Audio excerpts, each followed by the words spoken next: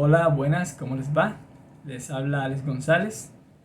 Hoy quiero que hablemos acerca de un tema que cada vez cobra más vigencia. Se trata del estigma de las enfermedades mentales. El principal problema que tienen que afrontar las personas afectadas por trastornos mentales es el estigma social. El temor al rechazo social hace que la persona se niegue a reconocer su padecimiento y a buscar tratamiento. Asimismo, restringe su interacción familiar y social y su participación académica y laboral. La discriminación es el alto precio que deben pagar quienes sufren una enfermedad mental. Este hecho complica el padecimiento y lesiona el disfrute y la calidad de vida del paciente.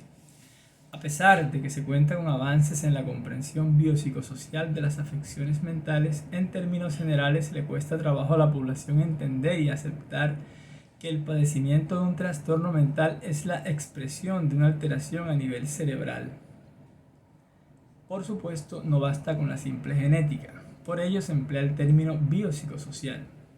En realidad, podemos generalizar diciendo que las enfermedades mentales son la expresión final de una interacción entre una predisposición genéticamente determinada y la exposición a circunstancias medioambientales que actúan como detonantes del trastorno.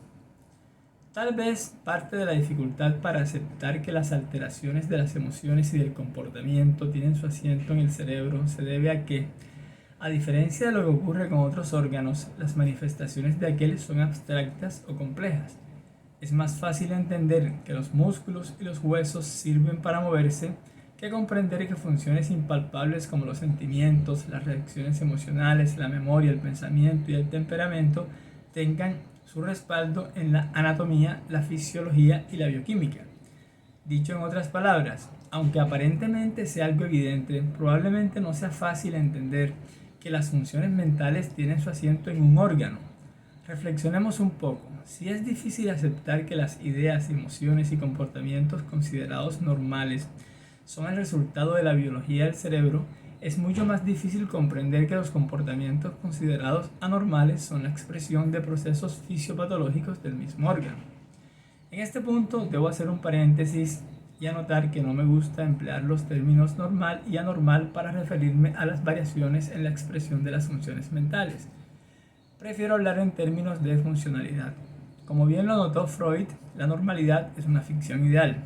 Además, son términos que aumentan la discriminación. Me gustaría que levantara la mano quien crea que es completamente normal y que me explique qué se siente.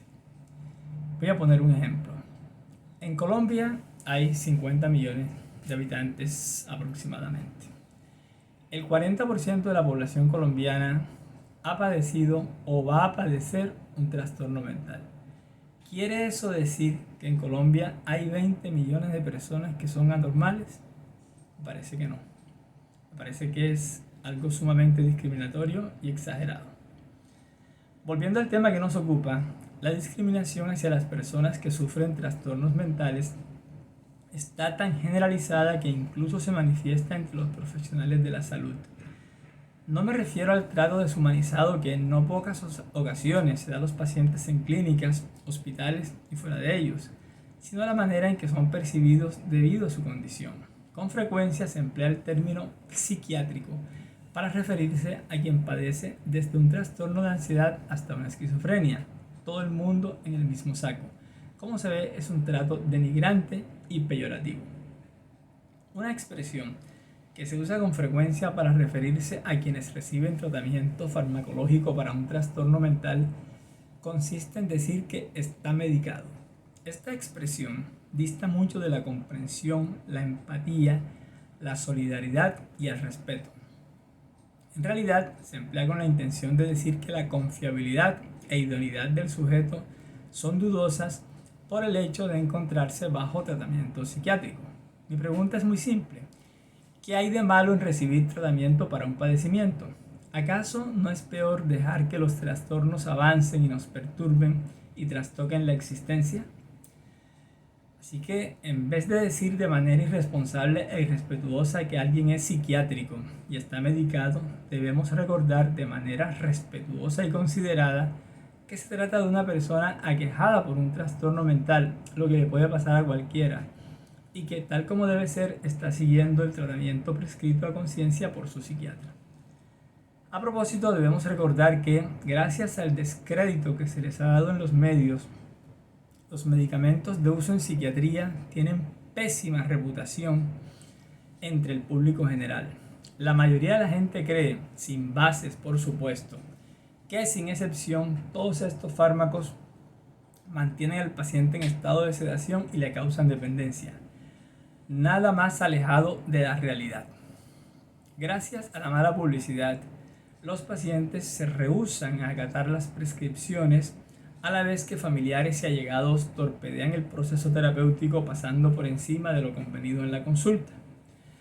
La psiquiatría es, de todas las ramas de la medicina, la más utilizada para ofender a las personas. De manera atrevida, los nombres de los trastornos psiquiátricos son utilizados para devaluar, humillar, irrespetar y especialmente descalificar a quien por cualquier motivo no goza de nuestros afectos o exhibe un comportamiento que no se ciñe a nuestros parámetros de comportamiento. Términos como esquizofrénico, psicótico, demente, ansioso, depresivo, bipolar son empleados con los fines mencionados, sin que se sepa verdaderamente en qué consisten.